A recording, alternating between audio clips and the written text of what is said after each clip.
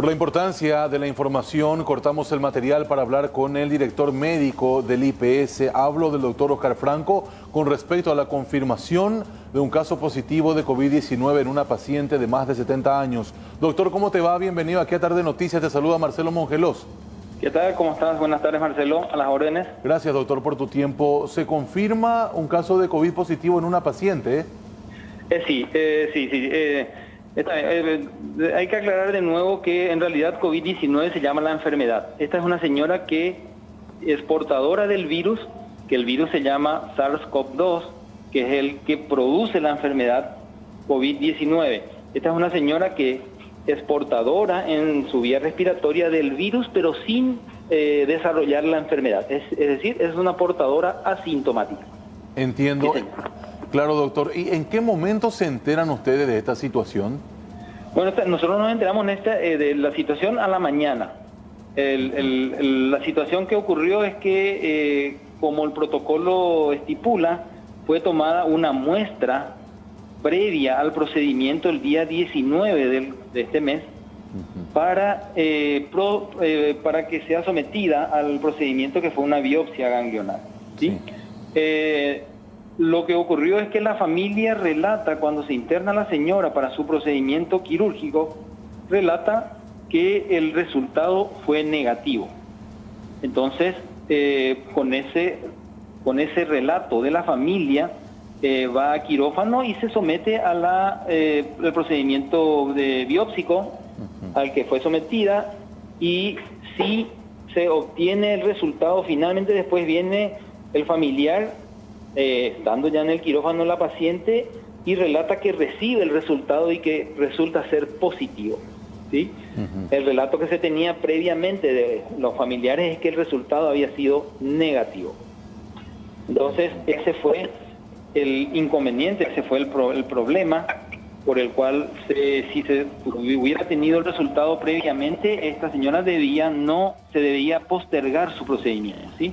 Entiendo. Pero bueno, sí, haciendo un cálculo, y perdón la interrupción, el 19 de junio ella se toma la prueba. Hoy, 23 de junio, 4 días después, ella se somete a la biopsia, y es una vez terminado ese procedimiento que el familiar relata que el resultado es positivo.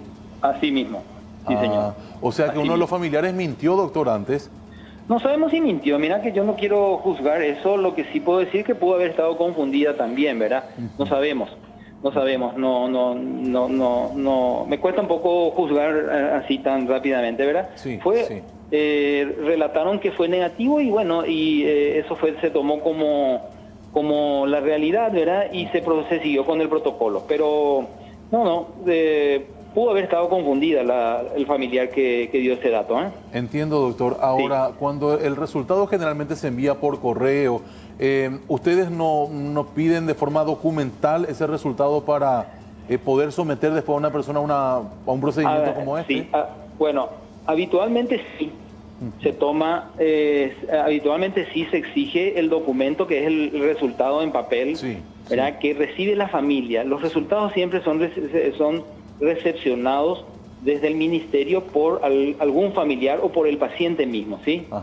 Claro, el procedimiento debe ser, digamos que confirmar el resultado negativo para ser sometido al procedimiento quirúrgico. Ese fue el inconveniente, ¿sí? Hubo un poco de descuido probablemente del médico que admite al paciente, a la paciente, y lleva al procedimiento de este tipo. Con un procedimiento que en realidad no significó ningún problema para la paciente, porque la paciente se culminó el procedimiento sin ninguna complicación, y tampoco para ningún otro paciente, porque ella fue internada en una pieza individual, en una habitación individual, no estuvo en contacto con otros pacientes. Tampoco para muchos más trabajadores de la salud, porque los protocolos de protección individual son llevados a cabo siempre, aunque este hospital no es un hospital para atender pacientes con coronavirus. Pero como no sabemos cuáles pueden ser asintomáticos, siempre el personal está protegido de acuerdo al riesgo que corre de contagio. Eso se llevó a cabo plenamente, y estos 11 casos que están en cuarentena, los de personal en salud, de la salud del Hospital Central en cuarentena, se da solamente porque epidemiología detectó que podía haber algún riesgo en el sentido de que pudo haberse utilizado mal o no recuerda el personal si es que tenía cubierta la boca y la nariz con el tapabocas, con la mascarilla quirúrgica, por ejemplo, o si no recuerda si tocó alguna superficie y no se lavó las manos antes. Entonces, ante esa duda, esas 11 personas, personales de salud, quedan en cuarentena y deben ser estudiados para ver si fueron o no contagiados. Así es. Doctor, ¿estas 11 personas estuvieron en contacto directo con esta señora?